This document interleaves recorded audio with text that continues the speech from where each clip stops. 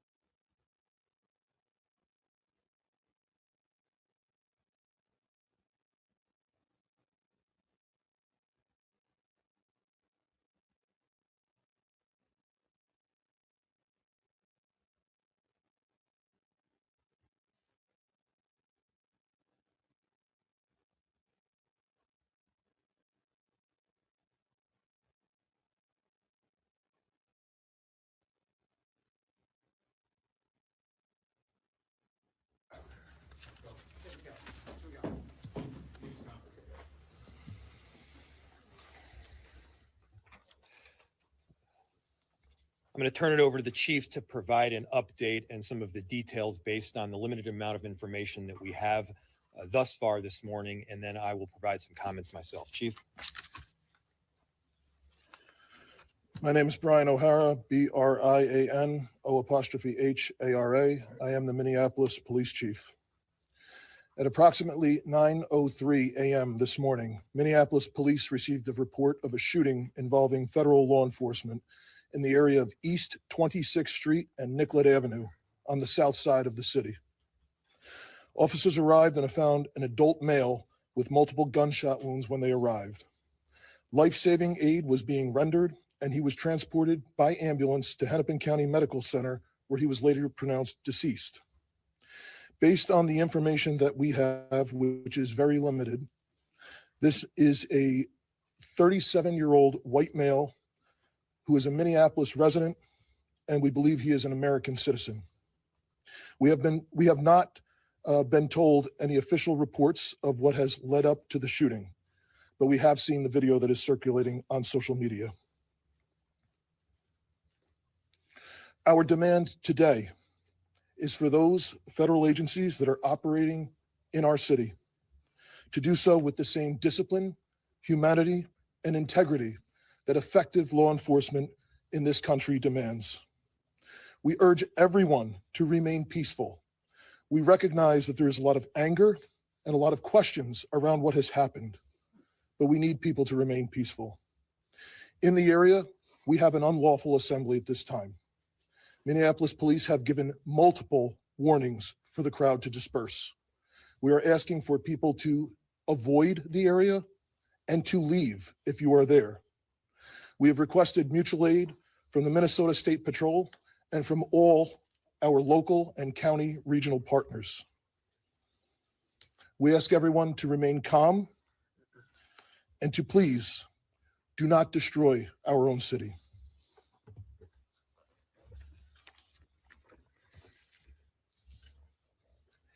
I just saw a video of more than 6 masked agents pummeling one of our constituents and shooting him to death. How many more residents, how many more Americans need to die or get badly hurt for this operation to end? How many more lives need to be lost before this administration realizes that a political and partisan narrative is not as important as American values?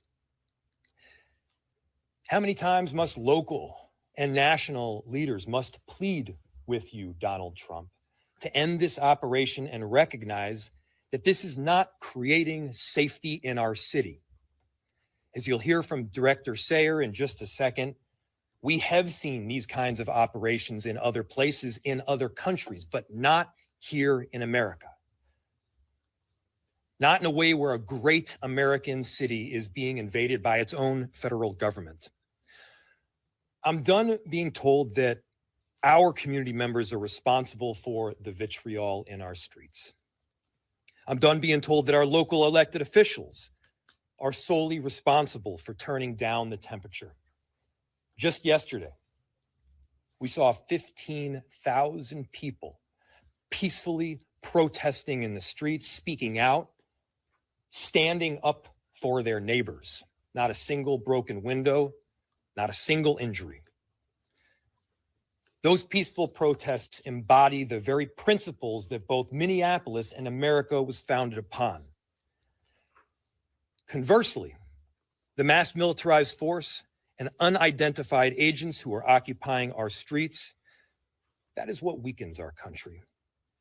That is what erodes trust in both law enforcement and in democracy itself. So to everyone listening, stand with Minneapolis. Stand up for America. Recognize that your children will ask you what side you were on. Your grandchildren will ask you what you did to act to prevent this from happening again, to make sure that the foundational elements of our democracy were rock solid. What did you do to protect your city? What did you do to protect your nation?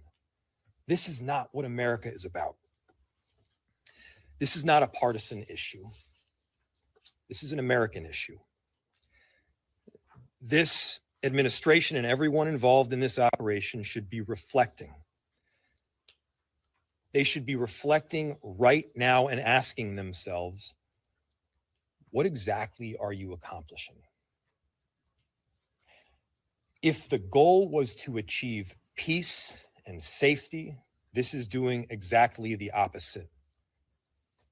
If the goal was to achieve calm and prosperity, this is doing exactly the opposite. Are you standing up for American families right now? Or are we tearing them apart? The invasion of these heavily armed masked agents roaming around on our streets of Minneapolis, emboldened with a sense of impunity, it has to end. This is not how it has to be.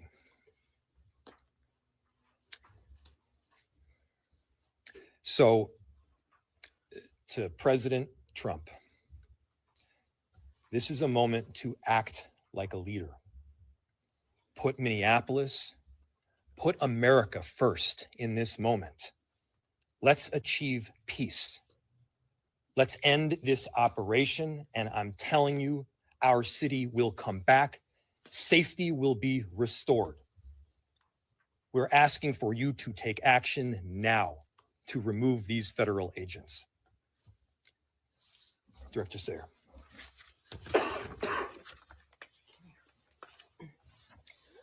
My name is Rachel Sayer, and I am the Director of the Emergency Management Department for the City of Minneapolis. I took this job to keep us safe because I live here, and this is my community. We are doing everything we can to mitigate the impacts of this terrible situation. The city's Emergency Operations Center continues to be activated, as it has throughout the surge in federal agents over the last few weeks. We are tracking impacts and coordinating the city's response to this situation, which is having profound repercussions in our community. I can't underscore enough how much Operation Metro Surge is impacting our city.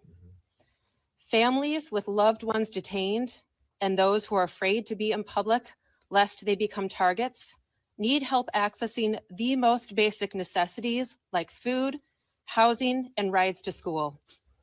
Businesses are shuttering and our local economy is severely impacted, which means families are suffering, just as we were rounding a corner in our recovery.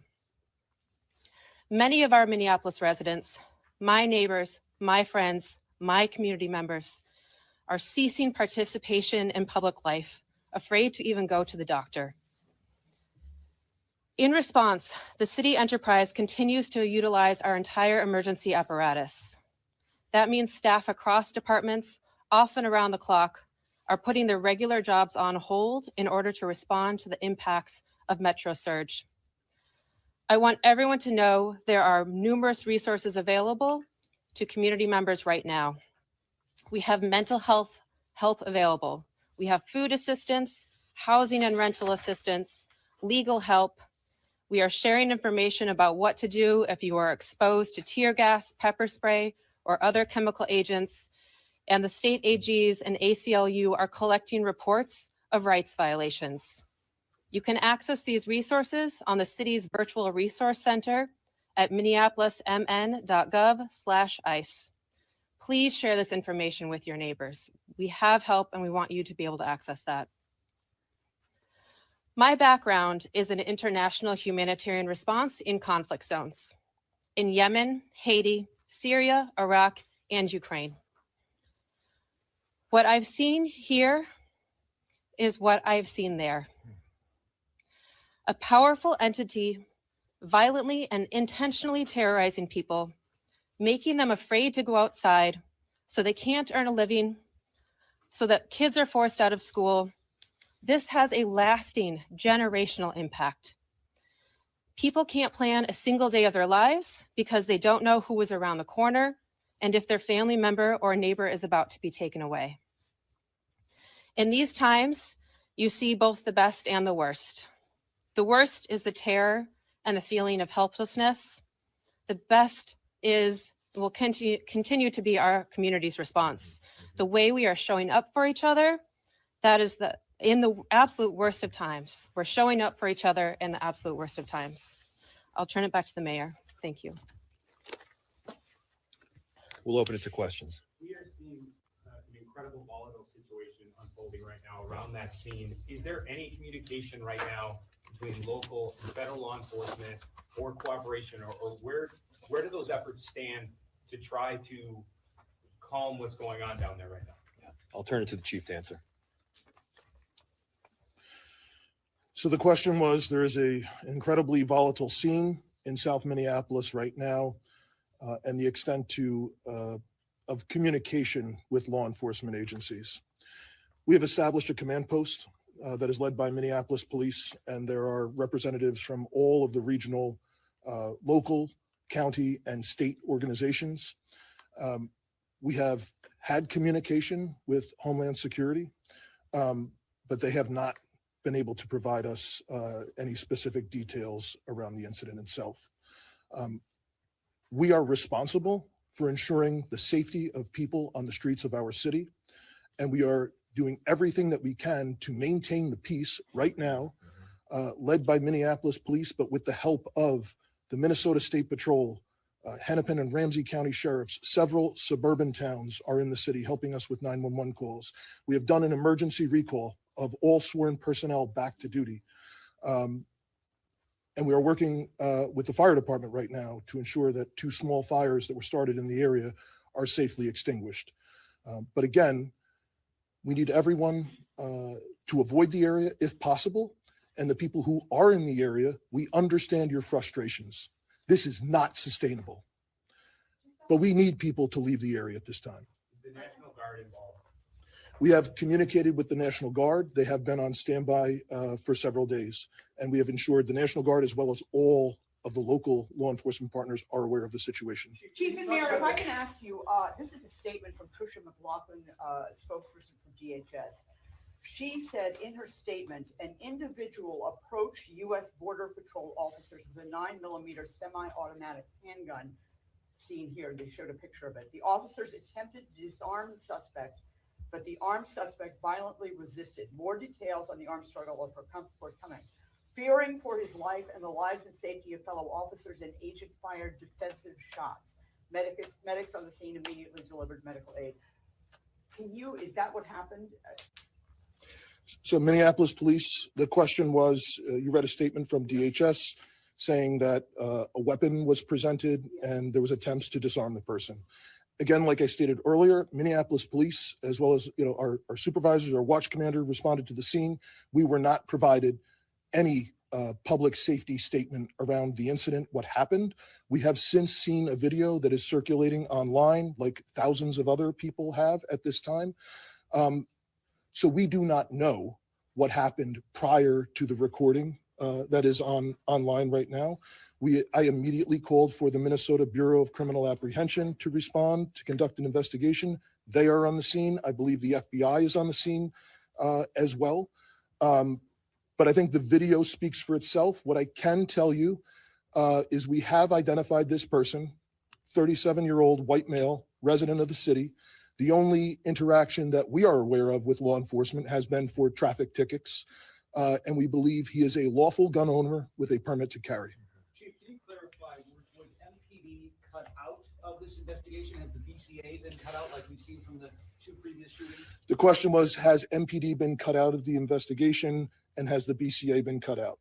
As I stated, I immediately requested the BCA to respond. It's my understanding that they are on the scene. I have not heard anything otherwise. There was initially some information was relayed to me over the radio that our officers were told that they were either not needed or could leave. And I gave a direct order to ensure that Minneapolis police maintain the scene, as well as other state and local law enforcement. Can you talk about the Do you know discrepancy? whether it was multiple officers involved in the shooting or one officer? Do you know their whereabouts? Are they in custody at all? Or something? So the question was is there multiple officers involved in the shooting? That is the preliminary information. That is our understanding, that it was more than one law enforcement officer involved in the discharge. And again, there is public video that shows several law enforcement officers in a scuffle with someone. Can you talk about the discrepancy? The initial reports said that the victim here was 51 years old. What the information that you have, where's that from? So the question was, the initial reports said the victim was 51. The information that I have is we sent Minneapolis police officers to the hospital with the individual who was shot, and they have since identified that person. 2 more questions. Do you have the name of the individual who was shot? I do, and I'm not releasing it. Are you able to talk? Have you been able to talk with top ICE and Border Patrol officials to ask them to please be in on this, or have you talked to them, or have you been rejected? The question was, have we talked with federal law enforcement to be in on this? We have had conversations with Homeland Security Investigations this morning. We are told they do not have any information to share at this time, but we will attempt to maintain those communications going forward. Do you believe Last that? question, Do you last believe question. that? Last question. You believe that they have no information to share at this time? The question was, do I believe that they have no information to share at this time? I don't know if the individual that we were in contact with would or not. This is a Saturday morning. And just like it was for us, it was a scramble to do an emergency recall and to get people to the scene. All right, thank you guys. We'll have more information if we get any later throughout the day.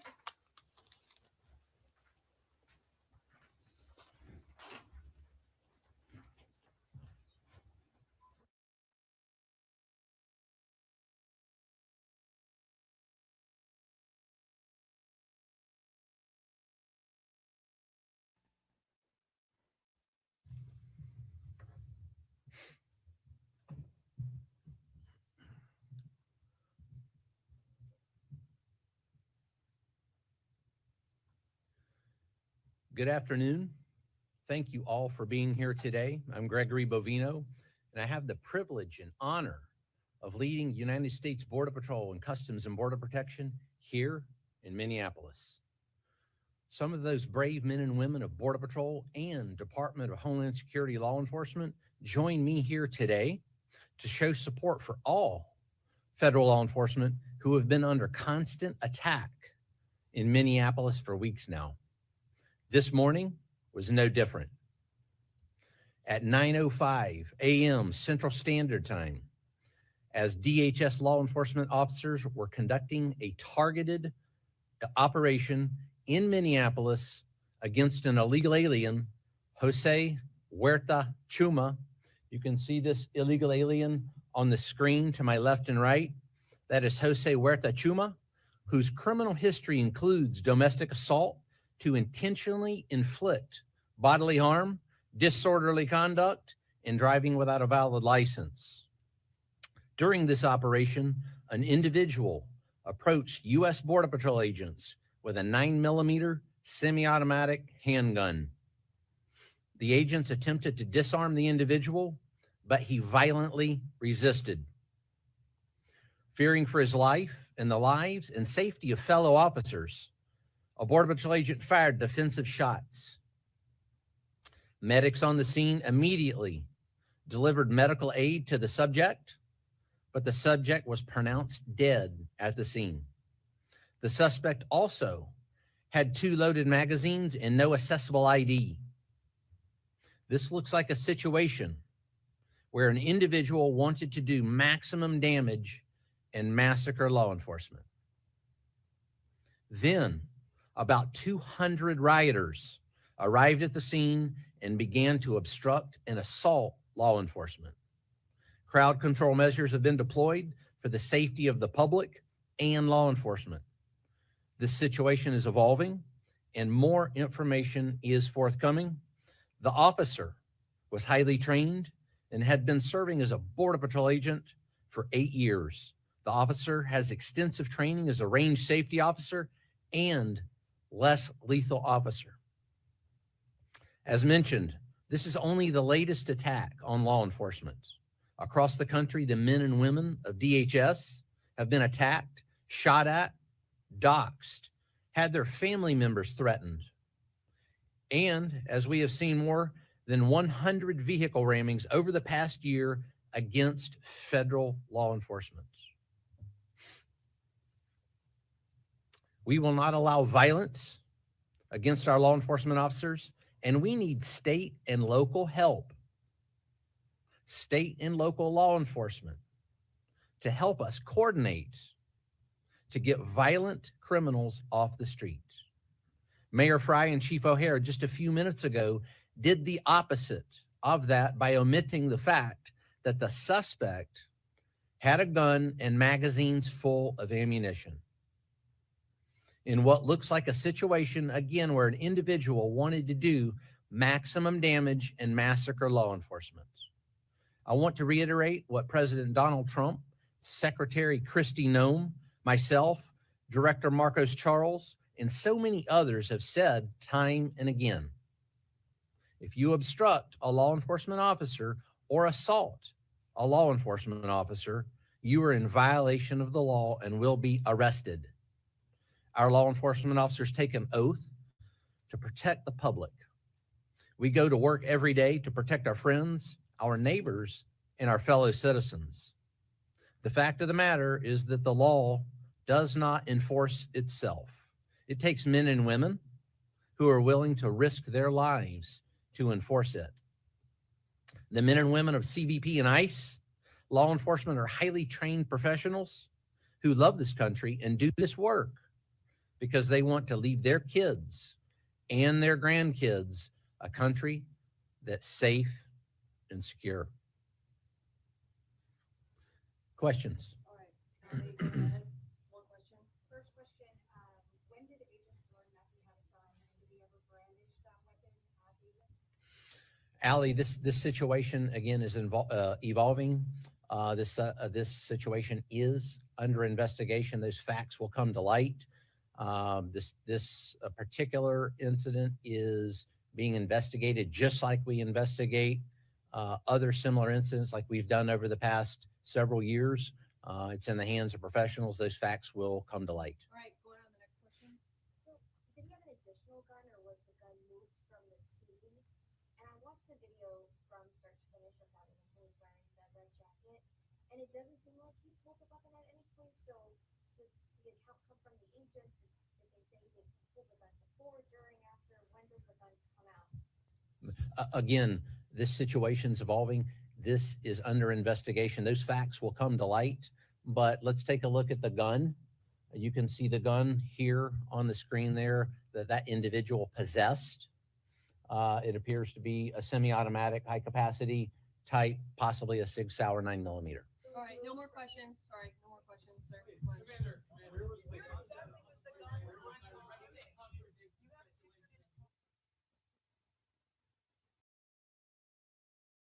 Administration and the White House that facilitated an invasion of millions of people over our southern border and let people come into this country that were completely unvetted. We know for a fact that we had hundreds, if not thousands, of terrorists, suspected terrorists, criminal organizations, and gangs that came in and have been committing criminal activities against American citizens for years now, that the American people said enough is enough. We want them out of our country. We want them brought to justice. And they trusted President Trump to go out there and to make America safe again. It is absolutely false to say that there's more incidents with our law enforcement than there was in history before. In fact, our accuracy and our operations are being conducted in a manner that is historic for accuracy and taking care of people and doing so safely. So the narrative with the press that they've perpetuated that we have more individuals that have been jeopardized or that our detention centers aren't at the highest standards is absolutely false.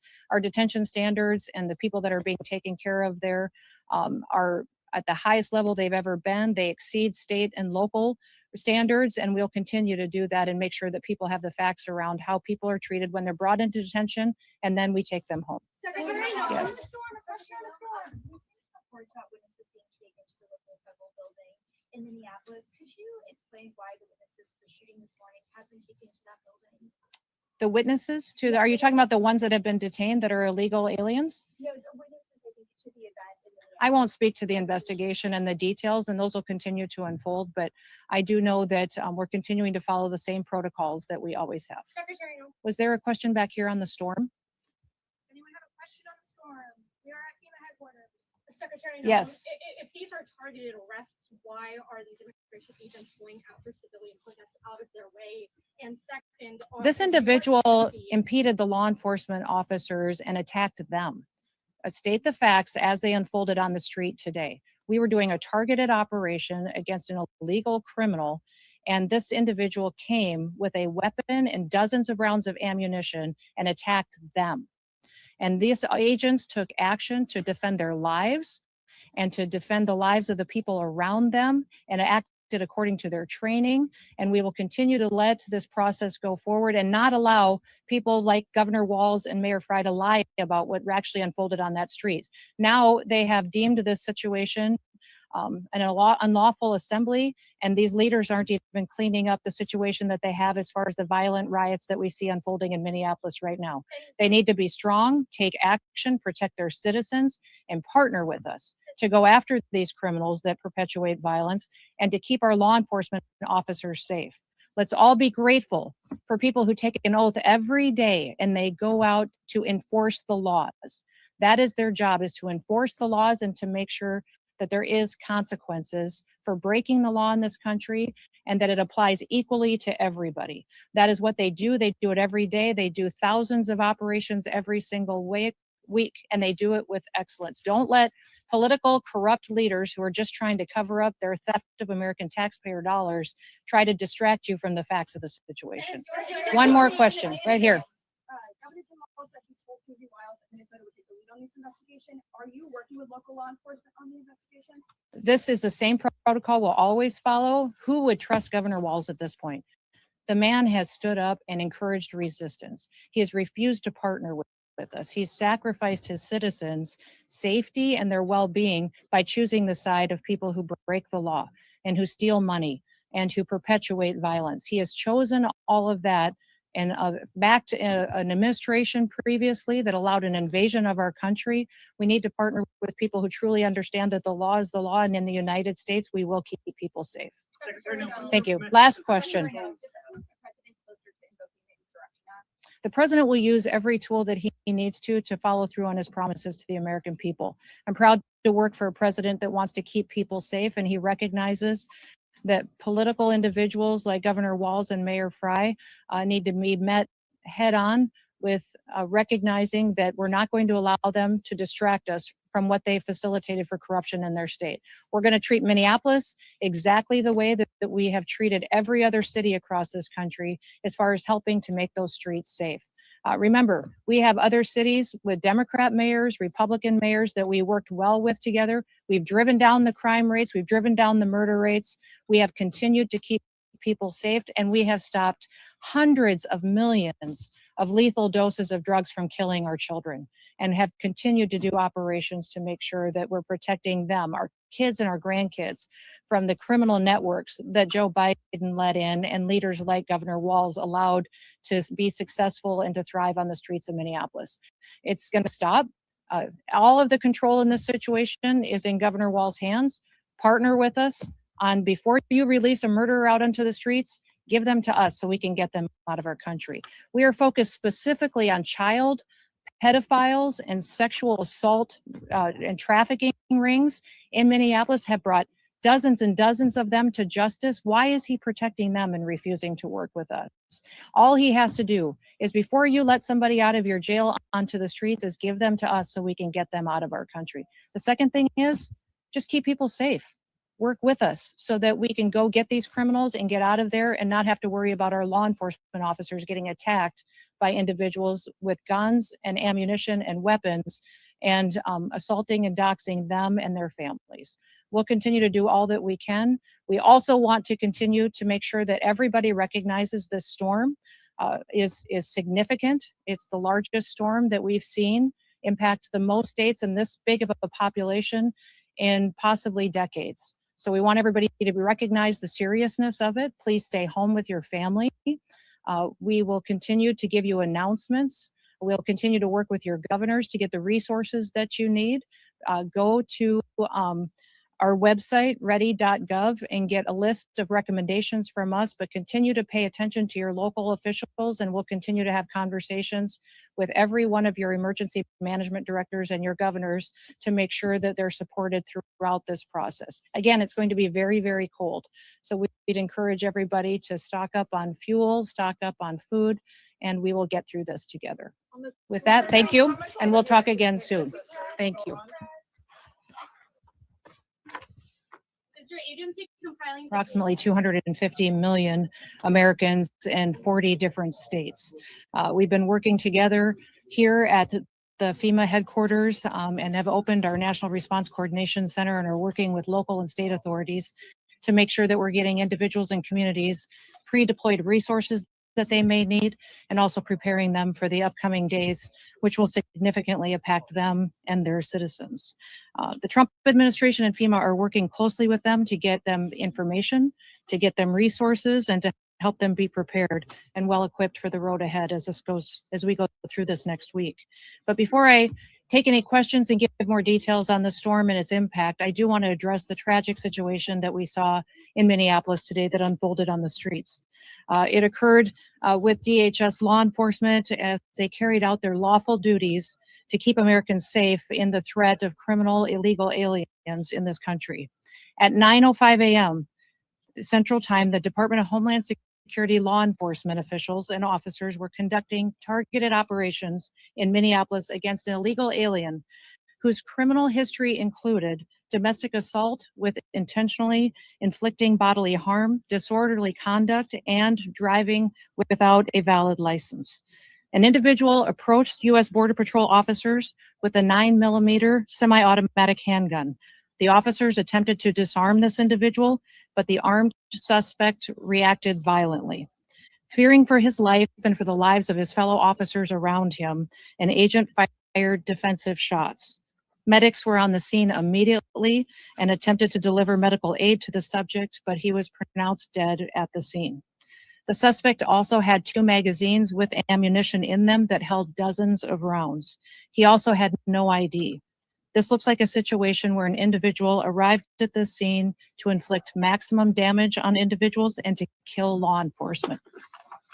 About hundreds of protesters then showed up at the scene.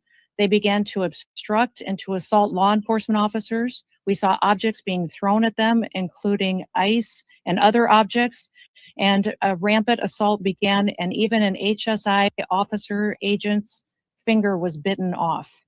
Crowd control measures were deployed to bring safety to the public and to law enforcement at the scene. And once again, I want to remind everybody that this situation and this tragedy did not have to happen. Our law enforcement are doing everything that they can to protect the public. We're praying for this deceased loved one's family and friends, but we also recognize that the Minnesota governor and the Minneapolis mayor need to take a long, hard look in the mirror. They need to evaluate their rhetoric, their conversations, and their encouragement of such violence against our citizens and our law enforcement officers. I'll remind you that Governor Walz today in his press conference said that our officers were not even law enforcement, which is a lie. He's called them the Gestapo. He's encouraged residents and citizens and violent rioters to resist. He's doxed their identities, putting themselves and their families' lives in jeopardy. He's refused to turn over murderers to federal law enforcement officers. He's protected illegal criminals and protected them from being brought to justice, and even overseen a historic, unprecedented theft of American taxpayer dollars. Tens of billions of dollars were stolen under his watch, and he allowed it to happen, and in some instances may have even facilitated it. In other cities and states across the country, we don't see this happen. Local, state, and officials work with us to make sure that we're making their streets safer. I'll point to the city of Memphis, which is where there is a Democrat mayor in place. He worked with us and our federal law enforcement officers, and we saw murder rates drop by 50% because of that partnership. We've seen historic lows in the criminal acts that have happened in that city. We've had the same amount of law enforcement officers there, but a very different result because of the leadership in place. Last week, ICE did over 2,000 different operations, and we saw people be brought to justice and the American people made safer because of that work. We don't have this problem in Texas or in Florida because those individuals in those states work with us, and they make sure that they keep peace and calm while they bring criminals to justice. In Minneapolis, Governor Walz and Mayor Frey, they instead choose violence. They instead choose to encourage the destruction of their city and the crime against their people. It appears that they want this lawlessness to continue. It appears that they want chaos to distract from the theft and the fraud and the corruption of their city. I'll remind you that this city has been corrupt for years with what we've seen with people that have been stealing taxpayer money, all under the leadership of Governor Walz and Mayor Frey. I'm asking for all the authorities in Minneapolis and the leaders to work with us. And there are 2 things that we have repeatedly asked the governor and the mayor to do. Number one, all we want them to do is that when they are going to release a dangerous criminal from their jails, turn them over to us so we can get them out of this country as soon as possible. Since we have been back in the White House with President Trump's leadership, they have released over 490 criminals onto their streets rather than allow us to get them out of the country to keep families safe. The second thing that we have asked the governor and the mayor to do is to help us keep people safe.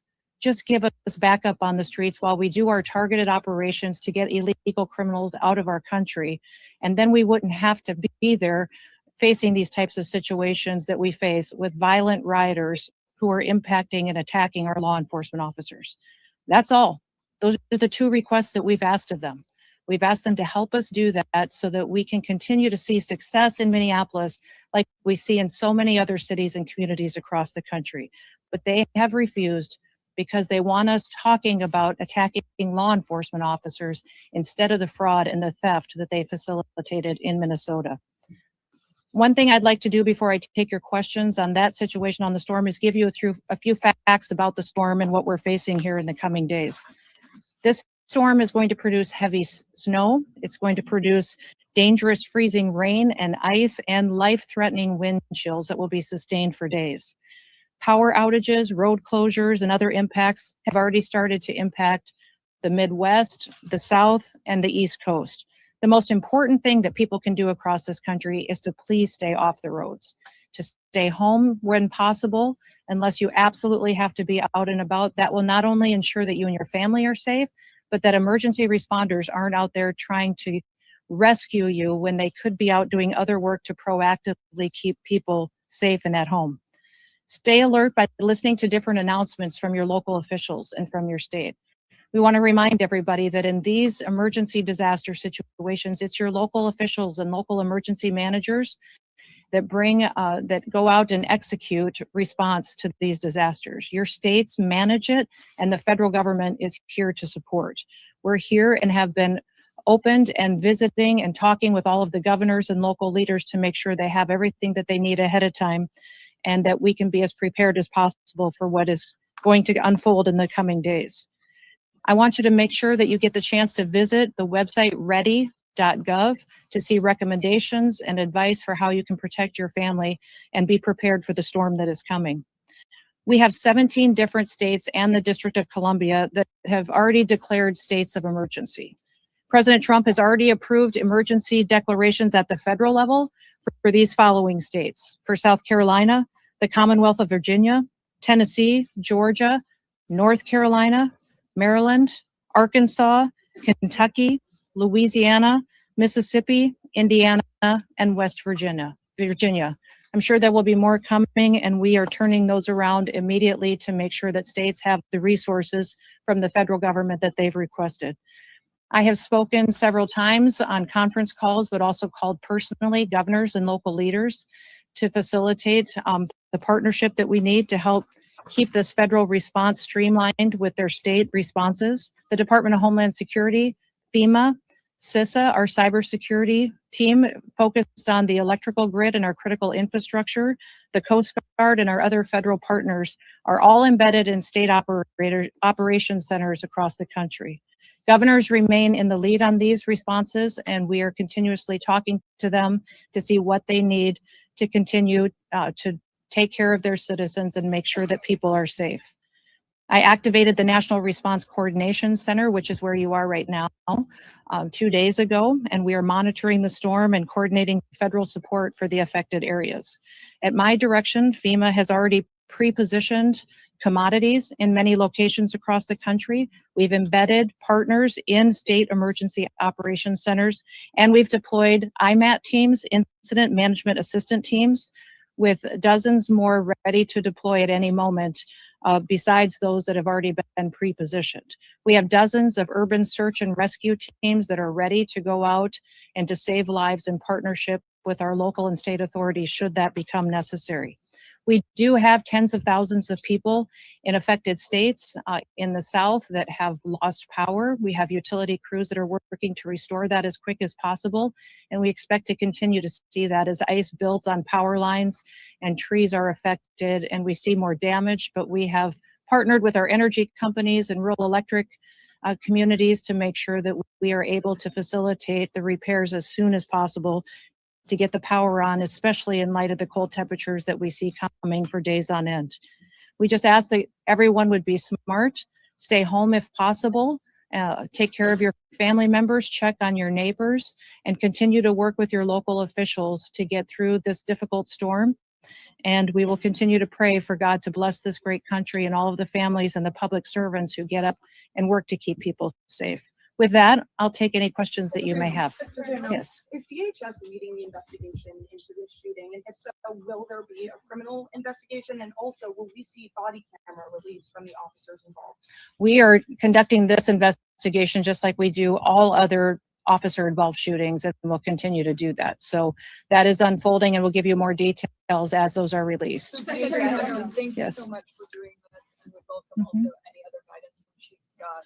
Did the 37-year-old who had a license to carry, did he brandish a gun? And at what point did law enforcement retrieve the gun and also the magazines from him? Can you offer clarity on This where- individual showed up to impede a law enforcement operation and assaulted our officers. They responded according to their training and took action to defend the officer's life and those of the public around him.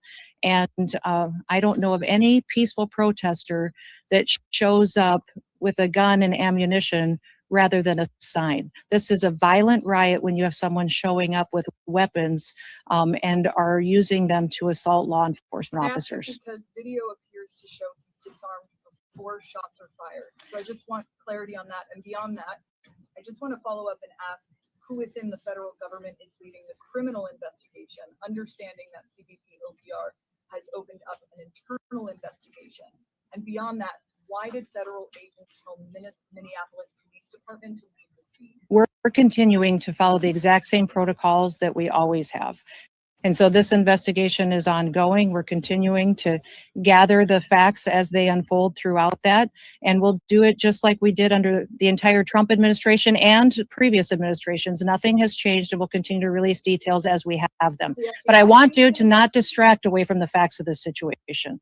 Our law enforcement officers were there doing a targeted operation against an individual who was in this country illegally and had a criminal conviction for domestic assault with intent to do bodily harm, and other convictions as well. This individual went and impeded their law enforcement operations, attacked those officers, had a weapon on him, and dozens of rounds of ammunition, wishing to inflict harm on these officers, coming brandishing like that and impeding their work that they were doing. We'll continue to allow. That is a different incident that happened at the same situation after the tragedy unfolded. But yes, that's the kind of assaults and violence that our law enforcement officers are facing out in the streets and that the local leaders are encouraging. Remember what Mayor Fry has said, that he wanted ICE out of the city. We have been working and had a presence in that city for years. We are there to enforce the law and to make sure that the public is safe. Just since we have been there, we have arrested thousands of individuals that have criminal convictions and are in this country illegally and gotten them off the streets of Minneapolis. The two things that we've asked the mayor and the governor for is that they would partner with us, and before they let somebody dangerous out of their jails, that they would let us know so we can deport them out of our country. I do not know why they continue to choose the side of lawbreakers, criminals, murderers, and rapists over the citizens of Minneapolis. And this situation that we have today is a tragedy that we don't have to have. We have it because we have a mayor and a governor who encourage this violence and encourage this type of rioting. And remember, these are the individuals that were in charge when Minneapolis burned in 2020. They facilitated it, they encouraged it, and they saw the destruction, and we all watched the destruction of that city back then. It doesn't have to happen again. It appears that they're following the same playbook, and the reason that they're doing it is to distract from the corruption that they have facilitated in fraud and theft from the American taxpayers. Tens of billions of dollars they have been funneled into criminal pockets and stolen from vulnerable people that needed these programs to take care of their children, to go out and provide services to individuals that were developmentally disabled, people that needed programs that the federal government has to take care of those that are less fortunate and need it. And instead, Governor Walz and Mayor Fry allowed that kind of theft to continue, and now they want to perpetuate violence against our law enforcement officers to cover it up. Secretary, Yes. You just made claims that the individual posed a threat to law enforcement. That is no claim. It is the facts. The facts of this situation. This individual showed up to a law enforcement operation with a weapon and dozens of rounds of ammunition. He wasn't there to peacefully protest. He was there to perpetuate violence. And he was asked to show up and to continue to resist by a governor who's irresponsible and has a long history of corruption and lying. And we won't stand for it anymore. These law enforcement officers take an oath. They get up every single day and they go out to protect the public. Many of these individuals live in their communities, and this mayor and this governor have doxed them. They have allowed people to threaten them and their families and expose their identities in order to instill fear and violence. And that's not what America is about. We're going to continue to tell the truth about Minnesota, Minneapolis, what happened here, the theft over the last many years that these leaders have facilitated. And we're going to continue to do our work to get to the bottom of the investigations. And the one question you should be asking is the mayor, the governor, and the attorney general have all confirmed that they have been subpoenaed to come in front of a criminal federal grand jury. So they are covering up and are being in a part of a system where they are going to be brought to justice for anything that they had to do with this investigation. They have confirmed they've been subpoenaed, and they will be in front of a grand jury to get that criminal investigation unfolding and to disclose the kind of fraud that they have allowed to happen. Yes. The White House has labeled the man who was killed in Minnesota as a domestic terrorist. Is that something you agree with? And have you seen any evidence? When you perpetuate violence against a government because of ideological reasons and for reasons to resist and perpetuate violence, that is the definition of domestic terrorism. This individual who came with weapons and ammunition to stop a law enforcement operation of federal law enforcement officers committed an act of domestic terrorism. That's the facts. Where's the evidence of his ideology? Yes. Drew Evans, Superintendent of Minnesota Bureau of Criminal Apprehension, had said during our news conference today that when federal agents blocked his agency from the shooting scene, when they went, got a judicial warrant, they returned, they were still blocked. Why were they We have blocked? asked these state officials to help partner with us on law enforcement operations for months. Ever since President Trump came into the White House, we've asked them for their partnership to stand alongside of us so we could do targeted operations against criminal illegal aliens and to help us make their streets safer. They have refused over and over and over again, and they have perpetuated a narrative that is absolutely false. And our federal law enforcement officers will continue to do their work, and they'll do that to make America safe again. Secretary, Yes. sorry, this is the second DHS law enforcement operation shooting that's happened this year. There was another incident in Portland. 5 people have also died in immigration detention so far this year. Why is immigration enforcement becoming so deadly under your tenure? Immigration enforcement is exactly what the American people asked for. When we had a Democrat administration in the White House that facilitated an invasion of millions of people over our southern border and let people come into this country that were completely unvetted.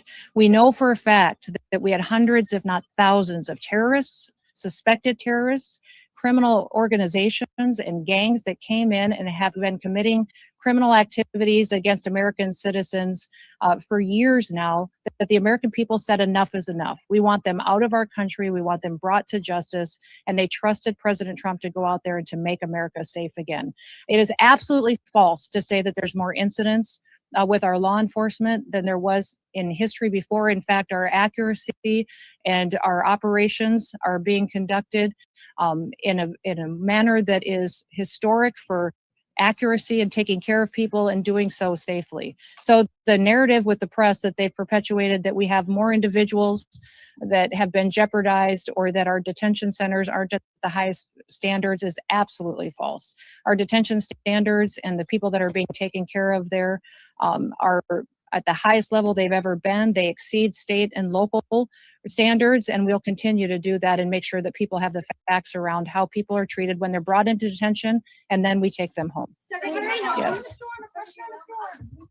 Reports about witnesses being taken to the local federal building in Minneapolis. Could you explain why the witnesses for shooting this morning have been taken to that building? The witnesses are you talking about the ones that have been detained that are illegal aliens? No, the witnesses, I think, to the event in Minneapolis. I won't speak to the investigation and the details, and those will continue to unfold, but I do know that we're continuing to follow the same protocols that we always have. Secretary, Was there a question back here on the storm? Anyone have a question on the storm? We are at FEMA headquarters. Secretary, Yes. If these are targeted arrests, why are these immigration agents going after civilian protests out of their way? And second, This individual impeded the law enforcement officers and attacked them.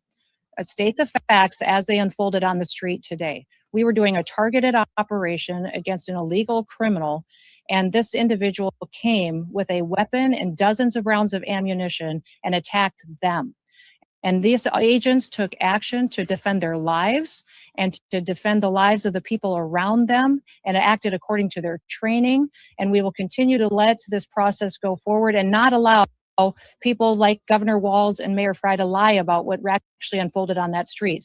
Now they have deemed this situation an unlawful assembly, and these leaders aren't even cleaning up the situation that they have as far as the violent riots that we see unfolding in Minneapolis right now. They need to be strong, take action, protect their citizens, and partner with us to go after these criminals that perpetuate violence and to keep our law enforcement officers safe. Let's all be grateful for people who take an oath every day and they go out to enforce the laws. That is their job, is to enforce the laws and to make sure that there is consequences for breaking the law in this country and that it applies equally to everybody. That is what they do. They do it every day. They do thousands of operations every single week, and they do it with excellence. Don't let political corrupt leaders who are just trying to cover up their theft of American taxpayer dollars try to distract you from the facts of the situation. One more question right here. Governor Tim Walz said he told Susie Wiles that Minnesota would take the lead on this investigation. Are you working with local law enforcement on the investigation? This is the same protocol we'll always follow. Who would trust Governor Walz at this point?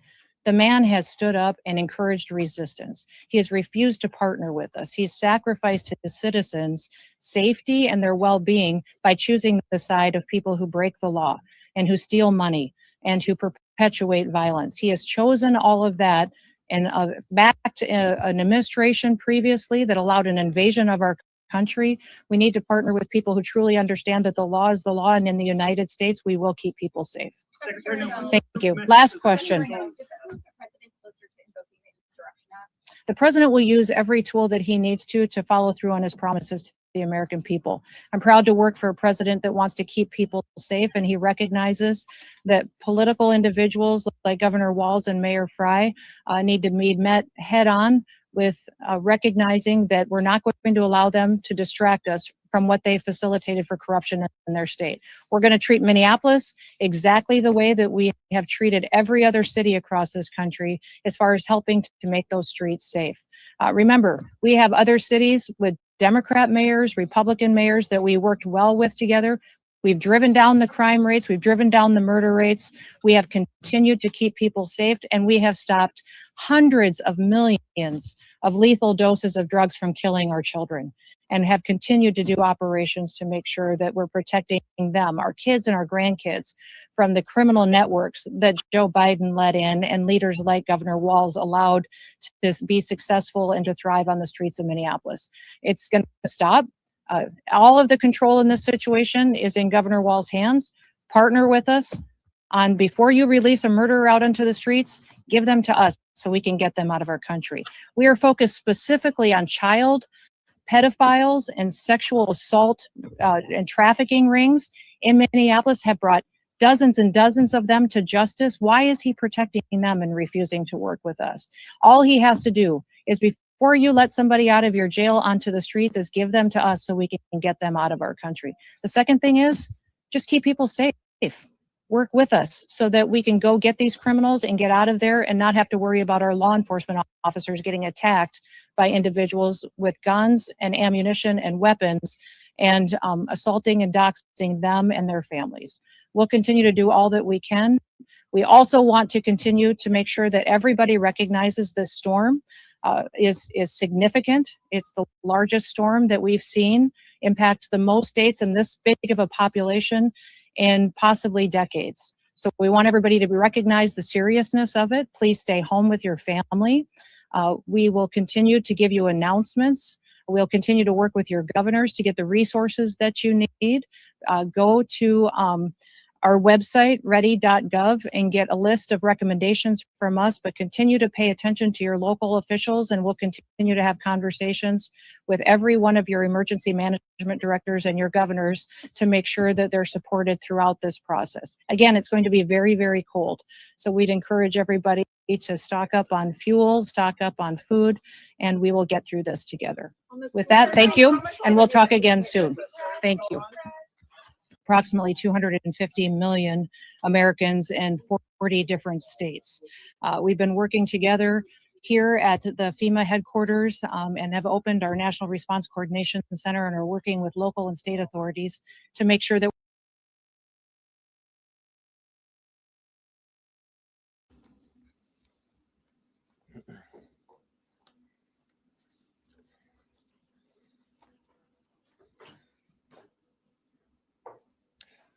we're here to provide an update on the safety plans and precautions that we're going to be taking for this evening.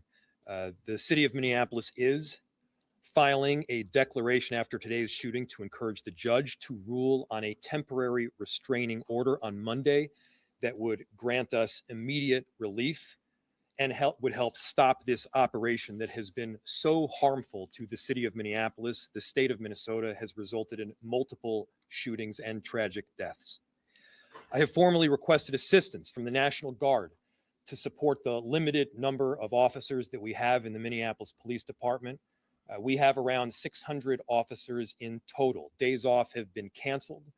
Our incredible Minneapolis police officers have been working tirelessly to do their day-to-day work, and simultaneously, they are put in the middle of these chaotic situations. We will not be able to do this on our own, and so we are getting assistance from both mutual aid jurisdictions as well as the request to the governor for the National Guard, and we're appreciative of the assistance.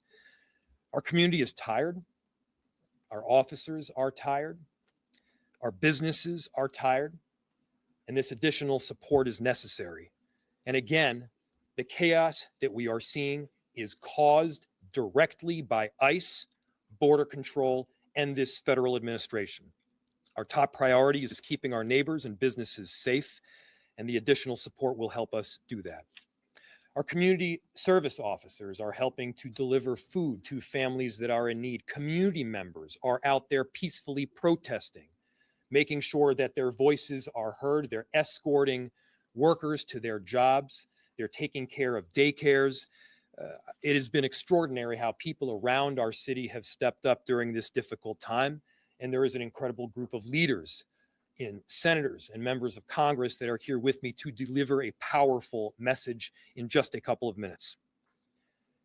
We're also working closely with our immigration task force to make sure that clear and transparent information is coordinated. We'll continue to do everything in our power to keep our neighbors safe and to stand up for our immigrant communities. Most of the protests that we've seen have remained peaceful. Let's keep it that way. Let's not counter Donald Trump's chaos with our own version of chaos here. I understand that people are angry. I'm angry.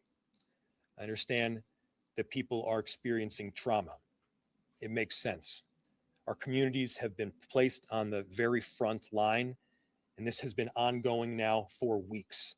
It must end. Remember, it's only our city that will suffer if there is damage or destruction that is done. Finally, to the victim's family and friends, our hearts are with you.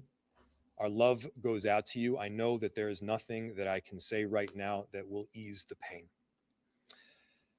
But I hope you know that Minneapolis cares deeply for you. There are 435,000 residents that will do everything possible to stand with you. With that, I'll turn it over to Chief O'Hara, who can give more of an update on the plans for tonight.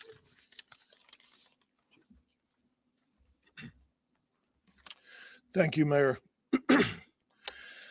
Good evening.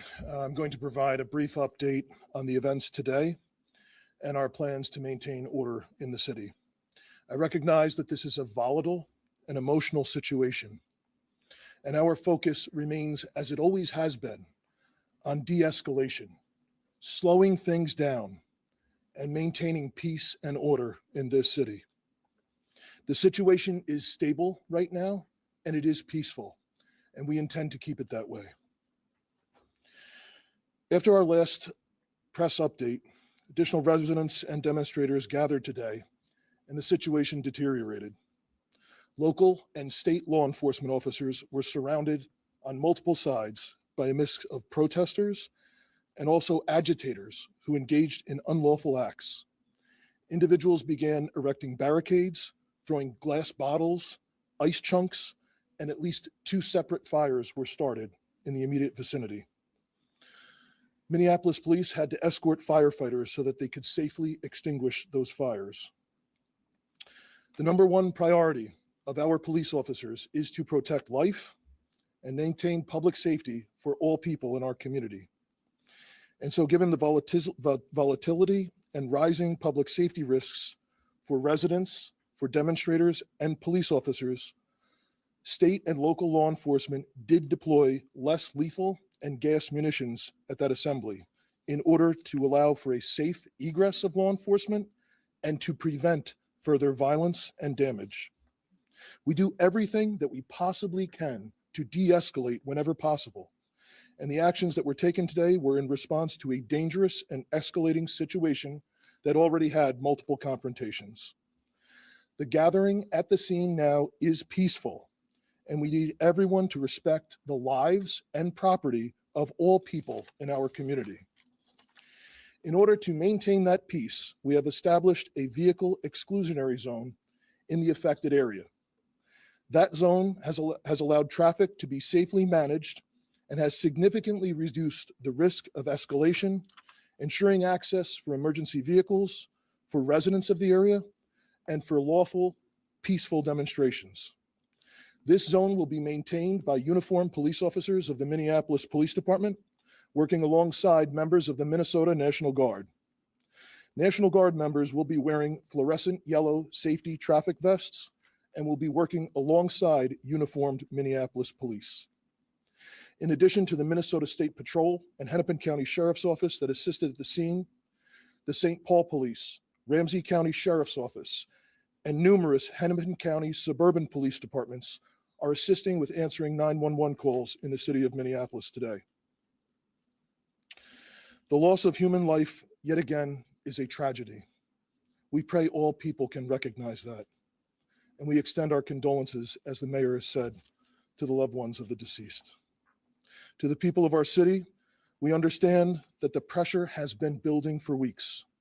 We understand the hurt and frustration that this causes. But again, if you choose to come out, if you choose to demonstrate, peacefully assemble, do so lawfully, and understand that the men and women in this uniform standing here tonight are committed first and foremost to protecting the lives of every single person in this city. We will continue to monitor the situation and provide updates as needed. Senator. Thank you. Thank you, Mayor. Thank you, Chief, for your strong leadership during this crisis. I'm joined today by Senator Smith, as well as Representatives McCollum and Morrison, and joining us in a statement are Representatives Craig and Omar. Our message is really clear and straightforward. We need ICE out of Minnesota. They are not making us more safe. As the tragic killing this morning, as people saw it viscerally on that video, shows us they are making us less safe.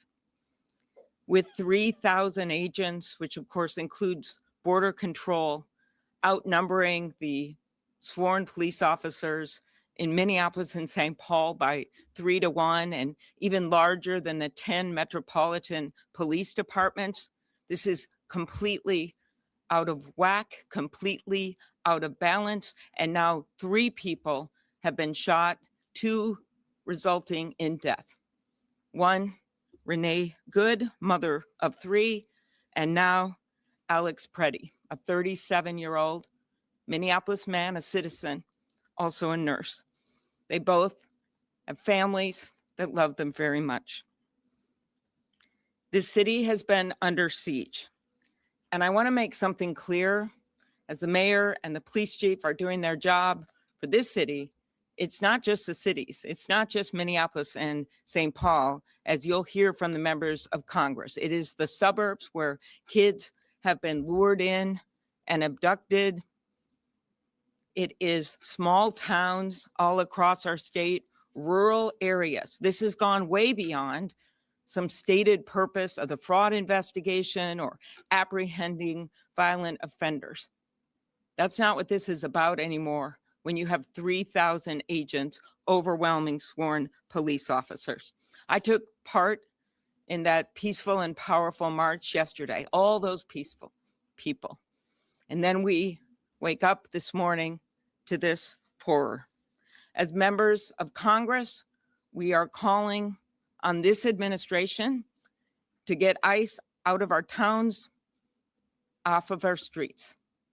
It will make us more safe.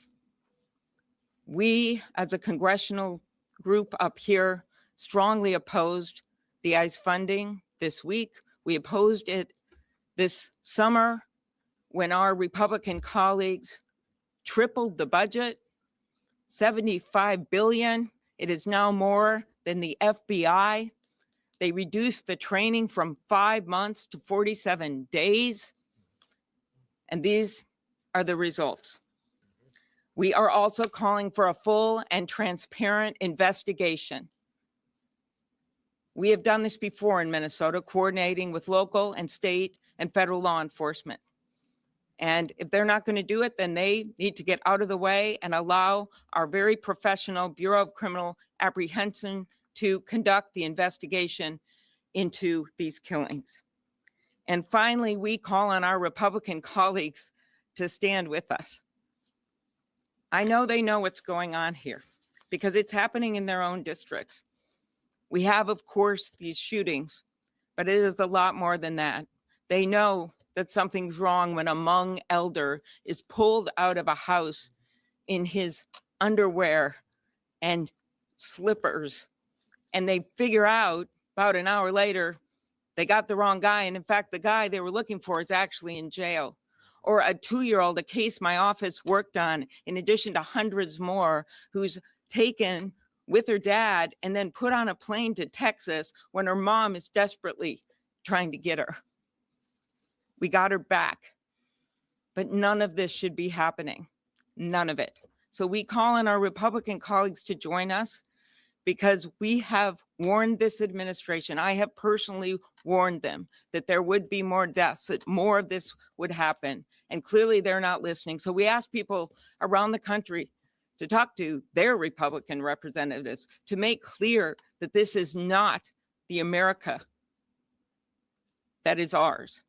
This has got to stop. And with that, I turn it over to my colleague, Senator Smith. Good afternoon, everyone.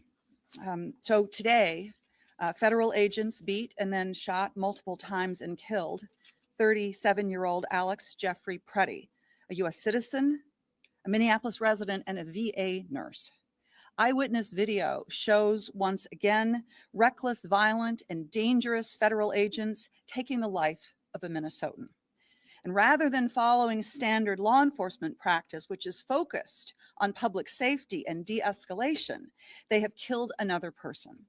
And the Trump administration has already called Alex Preddy a domestic terrorist. He was a nurse.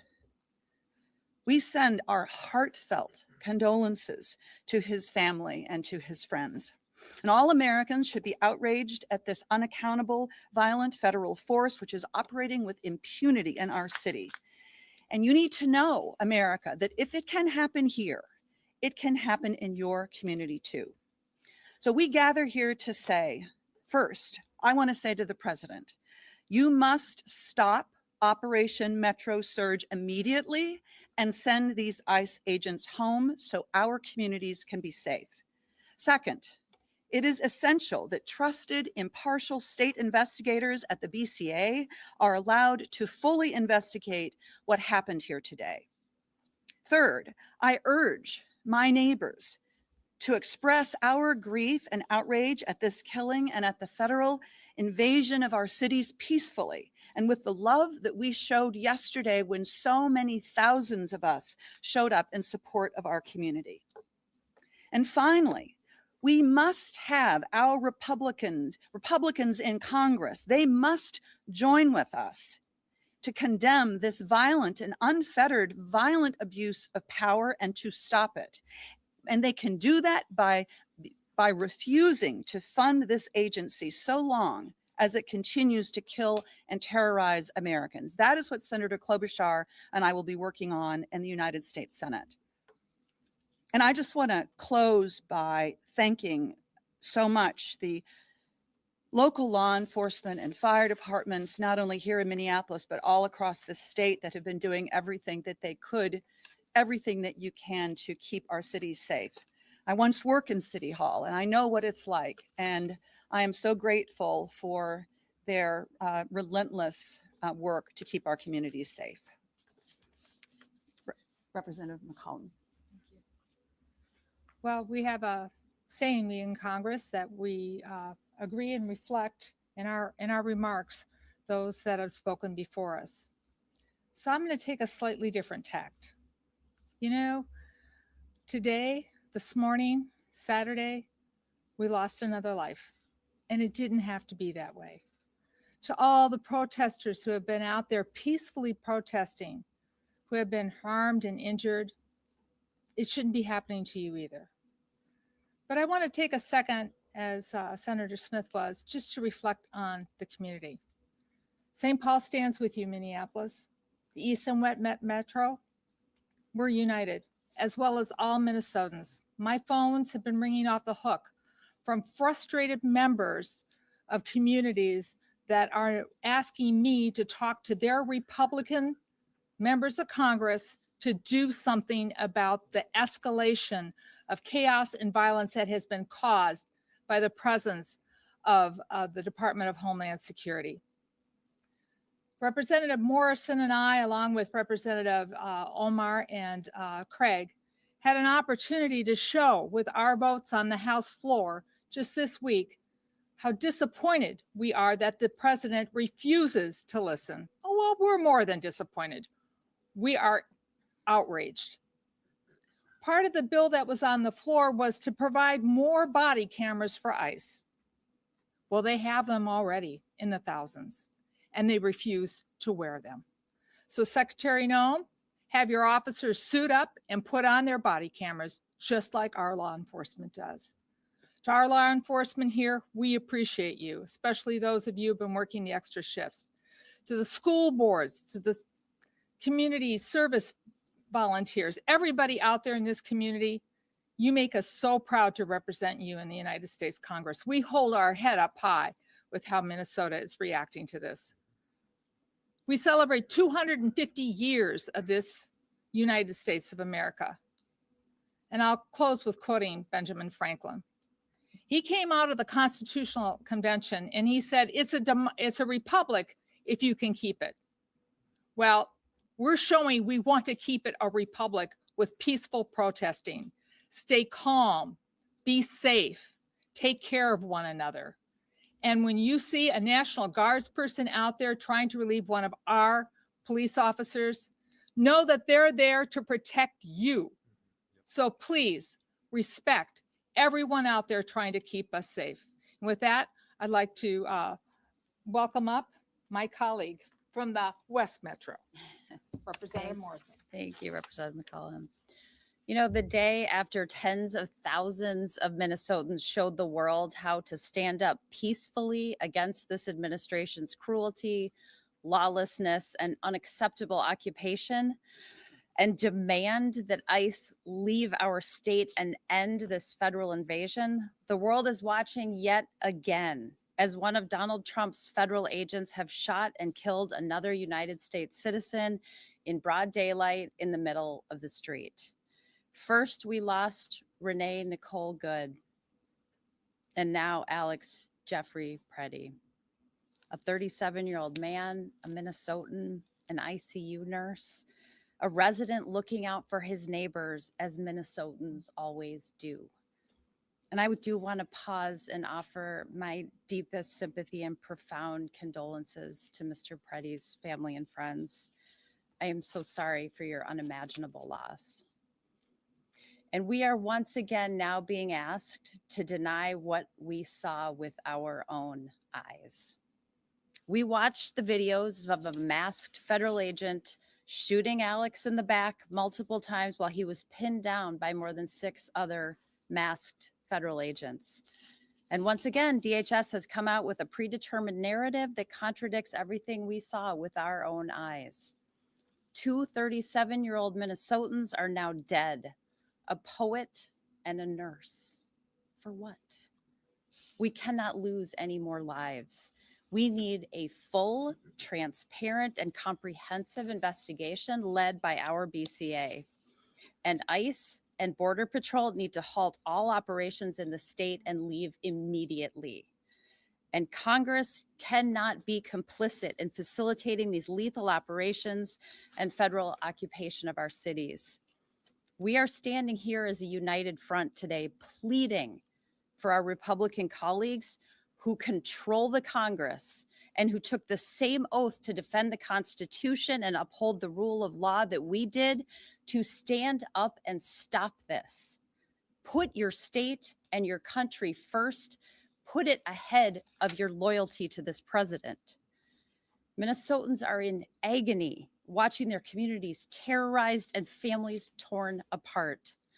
ICE and CBP agents are traumatizing our communities, violating Minnesotans' constitutional rights, unlawfully detaining and arresting United States citizens, racially profiling people, forcing schools, restaurants, and businesses to close. And people are dying at the hands of these federal agents. It has to stop now before anyone else is hurt. And I return it to the mayor. Thank you. I'll just point out again the difference between tens of thousands of people just yesterday peacefully protesting, standing up for their neighbors, no injuries, no damage to property. That is how Minnesota and Minneapolis shows up versus what we saw again this morning. That is what is causing chaos on our streets, those actions that we saw on video, and you can believe your own eyes.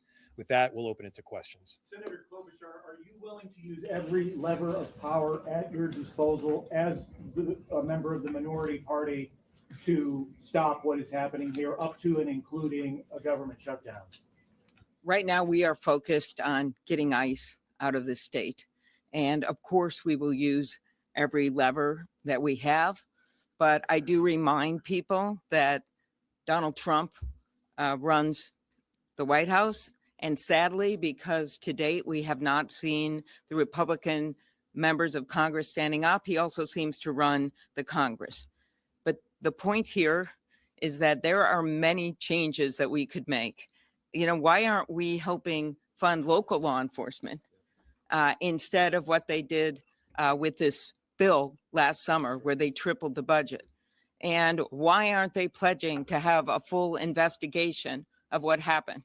I have a lot of respect for our local law enforcement here, and I appreciated the words of some of my colleagues who talked about the fact that people have to differentiate here with what they're doing on the front line every single day. So there are many things we could do. Budgets are a value choice, and that's what we're asking our Republican colleagues to do. I work across the aisle all the time. I work with them, and I know that many of them understand that what's going on right now is wrong.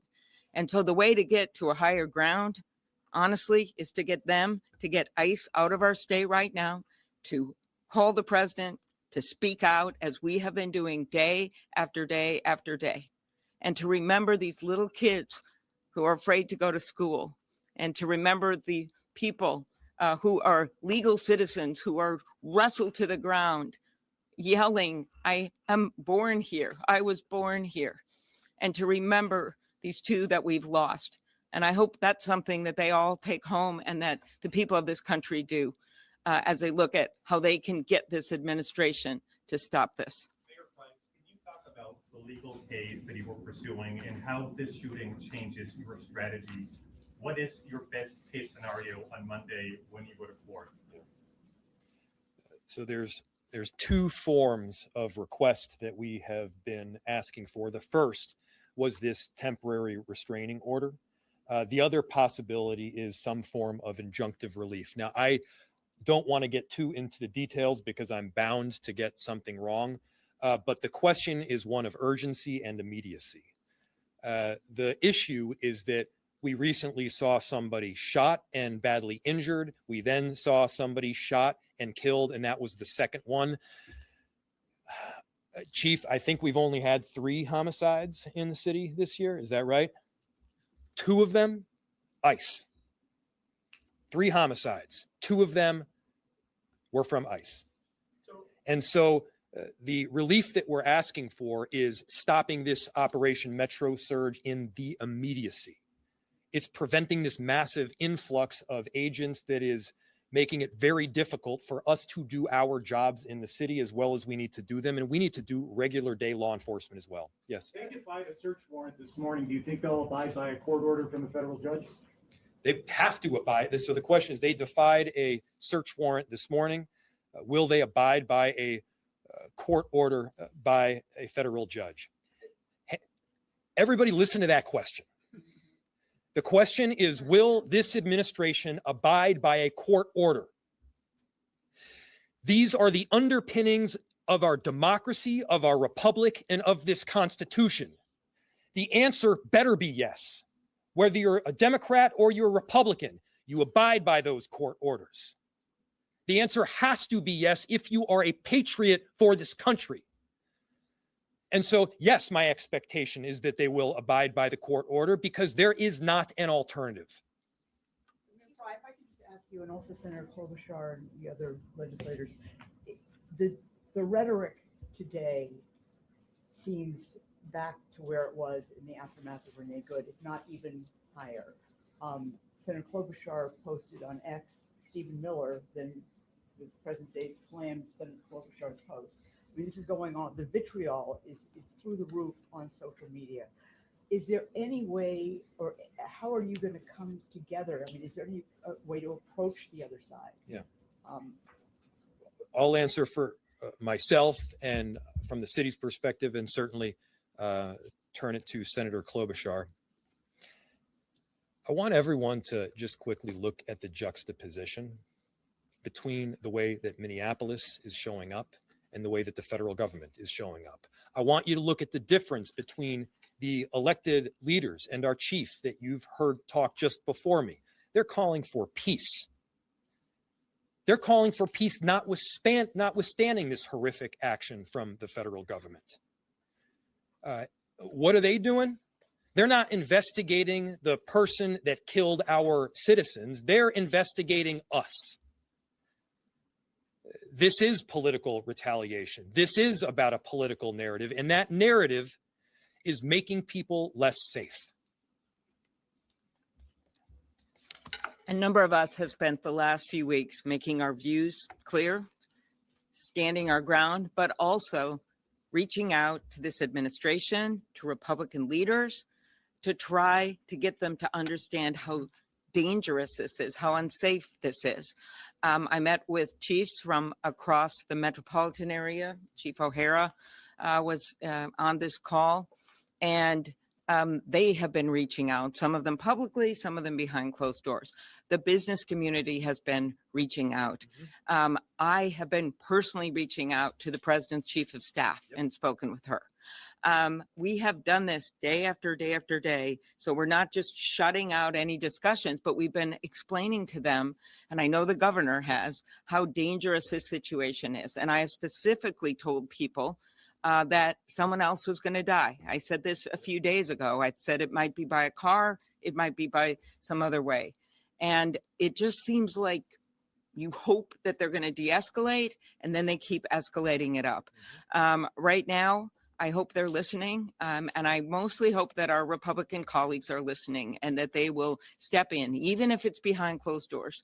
If they will make those calls and say, we've got to end this now, and we've got to bring those people out of Minnesota and let our local law enforcement do our jobs. And I'll let some of my colleagues answer this.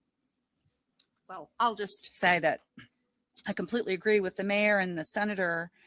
But I mean, it is my obligation as a United States Senator to speak about what I think is happening in my state and to define it for what I think it is. That is my job. And one thing I have learned about this president is that he does not respond to appeasement. He is a bully. He does not respond to people who appease him. He responds much better to strength than he does to weakness. And I think what we have seen in this state, I am so proud of it. We have seen a combination of strength and peacefulness that really says who we are. And I believe that that is our best path forward for trying to convince this administration that the path that they are on is dangerous to public safety, and it is a losing path that they must abandon. Message to Minnesotans who are just wondering when this is going to be over. I think a lot of people are feeling very tired and are just wondering when this is going to end. What's your message to your constituents? It will be over when we speak as one voice, as one Minnesota, as everybody has been out in the streets. You know, ICE was here in June, and there wasn't any problem. We weren't happy about it. There were people who we were concerned about the way that deportations and arrests were happening. We were worried. But we handled it in a peaceful way. The escalation now is not because Minnesota changed. It is because this White House and Stephen Miller have decided to change their tactics here. It will end. It will end when our colleagues who are hearing from their constituents, because they are reaching out to me and others, listen to their constituents and stand with their constituents and not stand with a White House that is not following the Constitution, breaking our laws, and not living up to the values of this country. That's when it will end. What do you think the end game? What do you think the end game is for Donald Trump at this point? What is he hoping to accomplish with this? Anybody up there? Anybody knows. I don't think it is. Look, I do not pretend to know what Donald Trump is thinking. I do know what they're saying publicly. And on the one hand, they are talking about this being an action that is required for safety, and it is doing exactly the opposite. It is creating danger in our state. Again, if this were about safety, there would be many, many options. Our governor has stated, I have stated, we are very much willing. In fact, we have been working with them to apprehend violent offenders, to prosecute these cases, to get criminals off of the streets. That is not what we are talking about right now. What they are also saying is that this is simply political retaliation. They are saying this is political retribution, and it's focused here on a blue city in a blue state. That's not how America works. Other countries function that way. We don't. And so no matter your background or your ideology, this should be of deep concern for you, no matter what town you're in America, because your town could be next. Your liberties, your freedoms could be sacrificed because of what this administration is doing. Thank you. Ending, I know our end game, and our end game is to keep Minnesota safe. And so we are asking that ICE get off of our streets and out of our state. Thank you. Thank you. Thanks, everyone. You have follow-up questions, it's communications@minneapolismn.gov.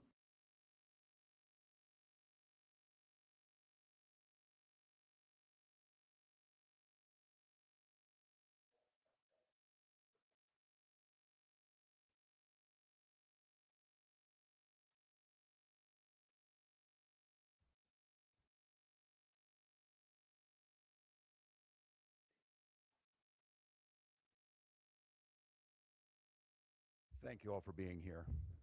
I'll have a short statement, then I'll turn it over to Department of Public Safety Commissioner Bob Jacobson to update the situation, joined here by Hennepin County Sheriff Witt, State Patrol Colonel, and General Menke, the Adjutant General of the Minnesota National Guard.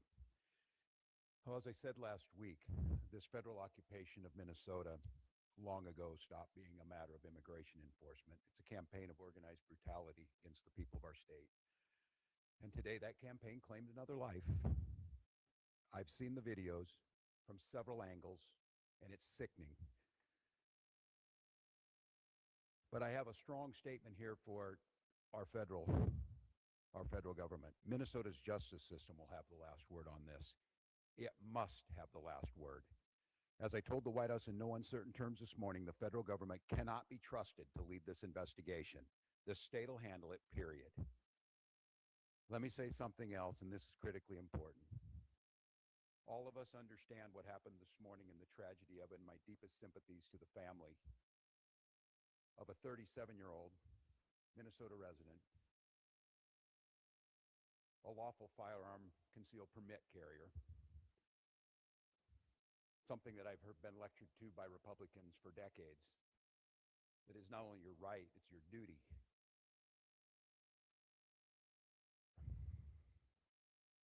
We know that the potential to further inflame tensions is high. And to Minnesotans, there's a difference.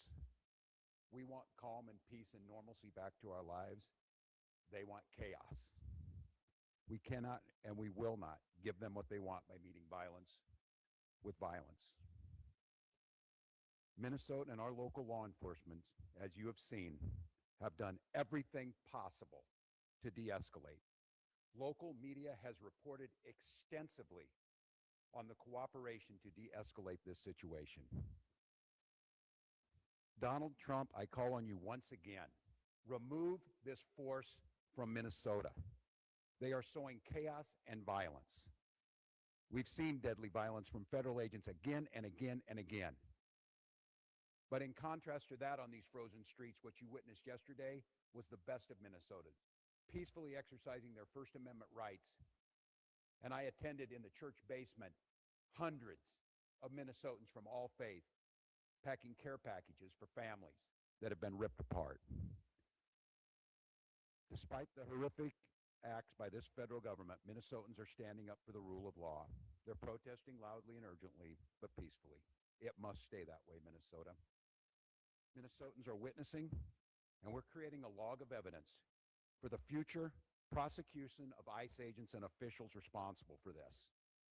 They're helping their neighbors. They're walking their kids to school. They're feeding families. I salute their courage and their restraint, and I call on all Americans to see the decency that this state is exhibiting and the horrific cruelty, unprofessional, absolute abomination that is passing for what these ICE agents are doing on our streets. They think they can provoke us into abandoning our values. Well, they're dead wrong. We'll keep the peace, we'll secure the justice with our neighbors, and we'll see this occupation ends. Minnesotans and Minnesota law enforcement that continuously is being denigrated by this administration will continue to be the adults in the room, the professionals in the room, the decent human beings in the room that will keep the peace. With this, I'd like to turn it over to Department of Public Safety Commissioner Bob Jacobson to update you on the situation as we know it.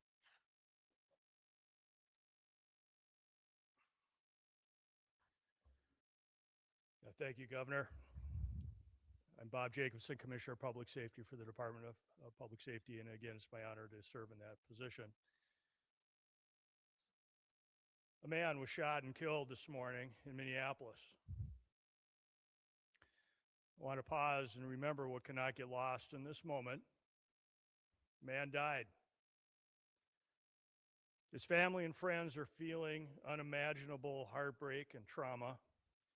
And I know Minnesotans and I know our community will rally around this man's family and friends to support him. I also understand clearly that people are upset. They're scared, they're confused. And I want to assure you that this state's public safety officials and our local law enforcement partners are doing everything in our power to get answers, to help return a sense of normalcy back to our communities. You have the right to demonstrate peacefully. We recognize that demonstrations are often driven by strong emotions, beliefs, and a desire to be heard. But please, please remain peaceful. And I want to say it again that because it is important and it is critical. Peacefully demonstrate.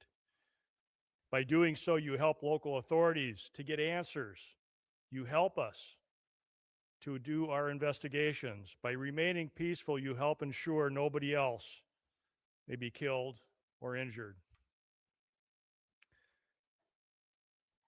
The thousands and thousands of people who gathered yesterday in Minneapolis proved that Minnesotans can make their voices heard peacefully, and they can do so without violence, and they can do so without destruction. State resources are available and ready to support our local law enforcement partners as requested. And those resources include the Minnesota State Patrol, the Bureau of Criminal Apprehension, and the Minnesota National Guard. With that, we'll stand for questions. Governor, you've made this request before. Is there any reason to believe that it will be answered differently? Have you had any conversations with the president, with the federal government, and is there any indication that they are going to pull out or back? Well, I spoke twice this morning, shortly after I received the call of this shooting. I spoke with the president's chief of staff, and first request was to get her people out of there, to get these federal agents out of there. They were going to cause more chaos. And second call is, with no uncertain terms, that we will investigate this. We will not be stonewalled. What we've already seen, and you saw it this morning, before any investigation is done, you have the most powerful people in the federal government spinning stories and putting up pictures and unrelated people who we don't know anything about, and a picture of a firearm to try and spin a narrative. And I ask Americans, this will end when enough Americans say this will end. Do I have any confidence Donald Trump will do the right thing? No, I don't have a lot of confidence Donald Trump will do the right thing. I do have a lot of confidence that the majority of the American people will do the right thing. And I think there cannot be very many people across this country looking right now, after all the reporting that's been done, after everything that's been said, under the pretense that they are here about immigration reform, and quit referring to these people as law enforcement. They are not law enforcement. We have law enforcement who do an incredible job. And to listen to Greg Bovino denigrate the work of our people who are out there cleaning up their mess, no, I don't have a lot of confidence that he himself will do it. But here's what I do have confidence in. There's a whole lot of Republicans, for whatever reason, cannot find their spine. But they might find the ability to know that they're not going to win another election as long as they live, unless they stand up for what's right and stand up for the rule of law and stand up for human decency. And that's the moment. So then, just to follow up, because then if that is not the case, what are the people of Minnesota supposed to do who are in the middle right now? Because if they do Stonewall and you're trying to investigate, is that forcing it's a on good force? question. And look, I speaking to the people of Minnesota right now, I hear that scream from you, and I'll continue to plead and ask you for peace. And I know the answer is, you ask us for peace and we give it, and we get shot in the face on the streets coming out of a donut shop. We cannot give them what they want. I don't know how to say this in so many terms, to watch the madness that we've witnessed over this last week coming out of the White House and what it's doing here. My confidence is, and I say it to Minnesotans, as I've said, exercise your First Amendment rights, speak out, bear witness and document legally. But I understand the risk in that. And I understand the courage that it takes to have people out there doing this. Thank God we have video, because according to DHS, these 7 heroic guys took an onslaught of a battalion against them or something. It's nonsense, people. It is nonsense, and it's lies. So my confidence is this, Minnesotans. You know who you are, and you demonstrate it every single day, and we damn sure know who these people are.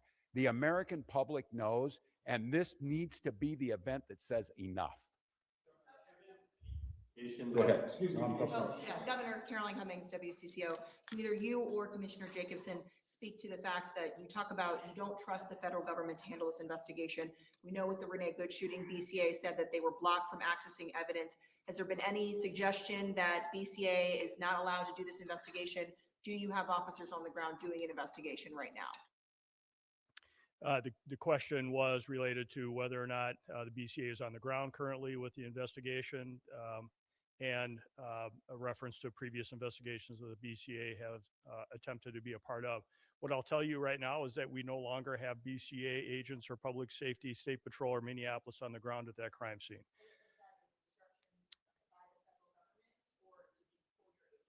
What I will tell you, and not to get further into the investigation, but DHS pulled out of the scene, leaving that to Minnesota State Patrol, Minneapolis. We did not have enough resources to be able to hold that ground safely, and we had to leave that scene.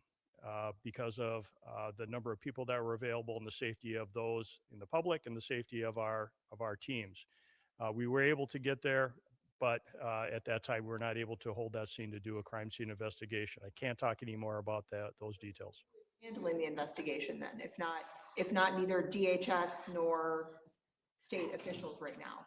We'll have more on that, but the BCA is engaged and involved, and we are working at the request of the Minneapolis Police Department on this, on the scene and in this investigation. So we are there, we're available. We want to make sure that we continue to work on this and engage with our federal law enforcement. But at this point, we don't have anything more to share about the crime scene. Again, we were not able to hold it. We wanted to make sure and keep people safe, but federal law enforcement left the scene and left us there.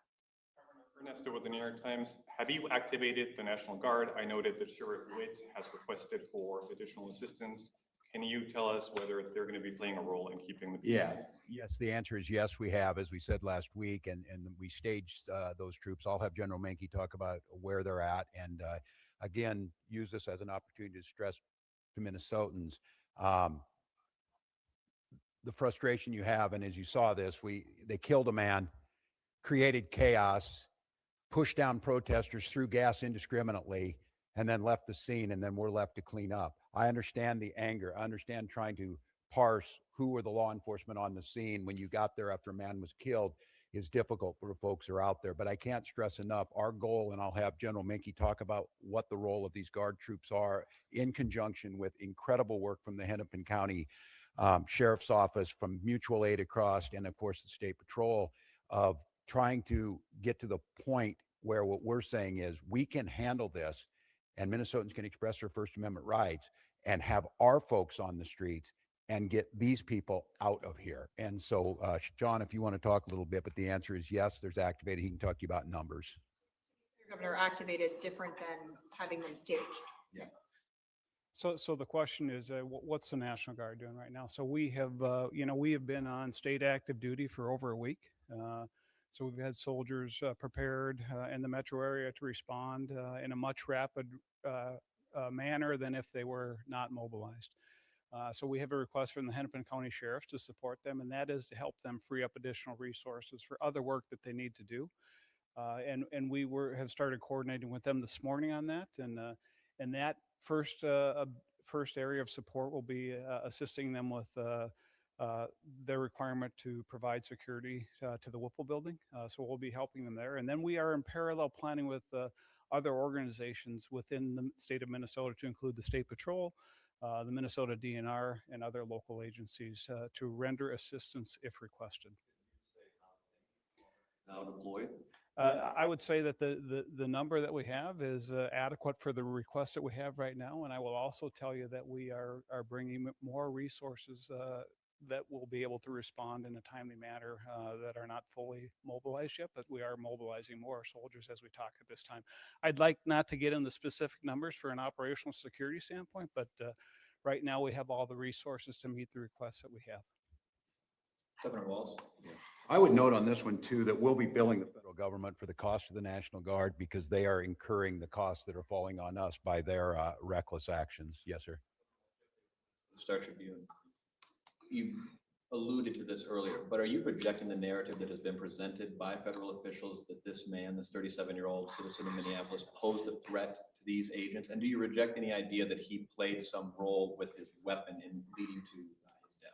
I'm rejecting the rush to judgment within 15 minutes of this, which they did last time. That's why you need to have a fair investigation. And that's why a video can show one thing, but what happened beforehand. But they already will slander this individual. They've already made this the case. And I will just say, you will all start to see it, and some of you probably have. There's multiple angles of this. And I'll go back to what we talked about before. They're telling you not to trust your eyes and ears, not to trust the facts that you're seeing in front of them. And at some point in time, your reporting, and I think the reporting this week has been spectacular across Minnesota, that there's not two sides to every story. But in this situation, what I'm saying is we need to have a fair investigation, understanding what's happening, and held accountable. We continue to hear, and we heard it from the vice president, that these folks can do whatever they want. They can have full immunity. And what I'm telling you is they will not. There will be justice to Minnesotans. Continue to gather the information. So I won't say where it is because I think it's irresponsible to make that judgment. But what I see with my eyes and what you're going to see with your eyes makes that pretty hard to believe. And I would imagine as a federal officer, they would have come out and sounded like these professionals sound and say, we need to gather the information. We need to gather all the facts. We need to put them forward, and then we can make some informed decision based on the fact. They've written the narrative already. And the audacity to critique the police chief of Minneapolis after what work that those heroic officers are trying to do, and to be critiqued by this guy. I mean, I don't know. I've said it a lot, but America, as you're listening, enough is enough. Enough is enough of this. End this. End this. And we see them moving to Maine. If you're in Boston, you're in Chicago, you're in Philly, you're in Miami, it doesn't matter. We can't live like this. Our children are in trauma. A 5-year-old, you saw the picture, the bunny hat and the Spider-Man. These are not like some narrative to throw around, to parade around in some coat you had made and act like you're a tough guy or whatever. These are people's lives, and we have rule of law. So I'll let the investigation play itself out. We will do our best to find it, but I don't know. You kill a man and then you just leave your law enforcement, you just leave him. Is there a single case in American history where you just like walk away and say, I guess that just happened and we're not going to clean up our mess? I'm proud of Minnesotans. I'm proud of law enforcement here and our partners, and we'll get to the bottom of it. I think we have time for another one. Brittany Irma with KSTV Channel 5.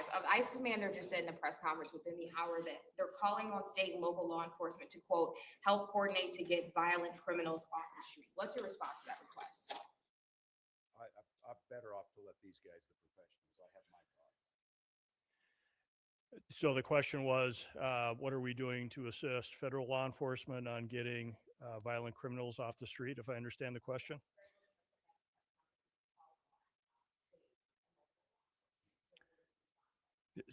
State and local law enforcement are always ready and willing and able to arrest violent offenders. We do not stand down from that, no matter where we get that information from. If there are violent offenders or violent criminals or violent crimes, we will investigate and we'll bring those to justice. If the federal government would like to work with us, to continue to work with us as they have in the past, to locate those violent offenders, we are always open to those discussions and always willing to assist. We do not ignore that. We are ready and able, and we do that. All of you as part of the media hear us arresting violent offenders all the time. We have not stood down. That is our mission. The federal government is not alone in arresting violent offenders. State and local law enforcement does that every day at great risk to their life, at great risk to the community. We do it because we want a safe Minnesota, and the federal government is not the only one to do that. Thank you. Thank you. Thank you.